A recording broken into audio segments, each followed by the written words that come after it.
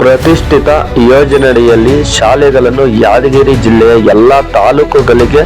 ವಿಸ್ತರಣೆ ಹಾಗೂ ವಿದ್ಯಾರ್ಥಿಗಳ ಗುರಿ ಹೆಚ್ಚು ಮಾಡುವ ಕುರಿತು ಅಖಿಲ ಕರ್ನಾಟಕ ವಾಲ್ಮೀಕಿ ನಾಯಕ ಮಹಾಸಮಿತಿಯ ಯಾದಗಿರಿ ಜಿಲ್ಲೆಯ ಶಹಾಪುರ ತಾಲೂಕು ಅಧ್ಯಕ್ಷರಾದ ನಾಗಪ್ಪ ನರಬೋಲಿರವರು ಪರಿಶಿಷ್ಟ ಜಾತಿ ಹಾಗೂ ಪರಿಶಿಷ್ಟ ಪಂಗಡಗಳ ಅಧಿಕಾರಿಗಳು ಇವರಿಗೆ ಯಾದಗಿರಿ ಜಿಲ್ಲೆಯಲ್ಲಿ 2012-2013ನೇ ಸಾಲಿನಲ್ಲಿ ಪ್ರತಿಷ್ಠಿತ ಯೋಜನೆಯಡಿಯಲ್ಲಿ 5 ಶಾಲೆಗಳನ್ನು ಆಯ್ಕೆ ಮಾಡಿ ಪರಿಶಿಷ್ಟ ಪಂಗಡದ 22 ವಿದ್ಯಾರ್ಥಿಗಳನ್ನು,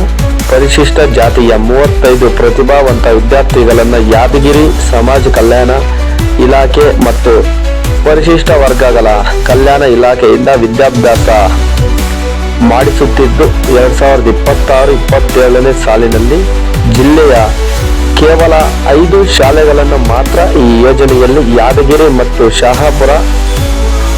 ಸುರಪುರ ತಾಲೂಕು ಕೇಂದ್ರಗಳಲ್ಲಿ ಇದ್ದು ಅವು ಜಿಲ್ಲಾ ಕೇಂದ್ರದಲ್ಲಿ ಹಾಗೂ ಹುಣಸಗಿ, ಸುರಪುರ ತಾಲೂಕುಗಳಲ್ಲಿ ಶಾಲೆಗಳನ್ನು ಹೆಚ್ಚು ಮಾಡಿ ಯಾದಗಿರಿ ಜಿಲ್ಲೆಯಲ್ಲಿ ಎಸ್ಟಿ ಮತ್ತು ಎಸ್ಸಿ ಜನಸಂಖ್ಯೆ ಹೆಚ್ಚಾಗಿದ್ದು ಈ ಯೋಜನೆ ಕೇವಲ ಶಹಾಪುರ 3 ಶಾಲೆ, ಸುರಪುರ 1 ಶಾಲೆ, ಯಾದಗಿರಿ 1 ಶಾಲೆ ಕೇಂದ್ರಗಳಿಗೆ ಮಾತ್ರ ಸೀಮಿತವಾಗಿದೆ. ಆದ್ದರಿಂದ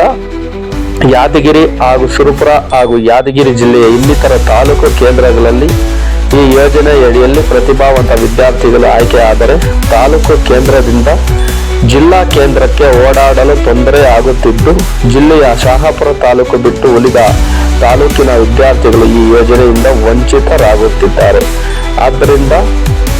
ತಾವುಗಳು ದಯಮಾಡಿ ಜಿಲ್ಲೆ ಎಲ್ಲ ತಾಲೂಕು ಕೇಂದ್ರಗಳಿಗೆ ಈ ಯೋಜನೆಯಡಿಯಲ್ಲಿ ಪ್ರತಿ ತಾಲೂಕಿಗೆ 2-3 ಶಾಲೆಗಳನ್ನು ಹೆಚ್ಚು ಮಾಡಿದರೆ ಜಿಲ್ಲೆಯ ಎಸ್ಸಿ ಮತ್ತು ಎಸ್ಟಿ ವಿದ್ಯಾರ್ಥಿಗಳಿಗೆ ಅನುಕೂಲ ಮಾಡಿಕೊಡಬೇಕೆಂದು ವಿನಂತಿ ಮಾಡಿಕೊಂಡರು.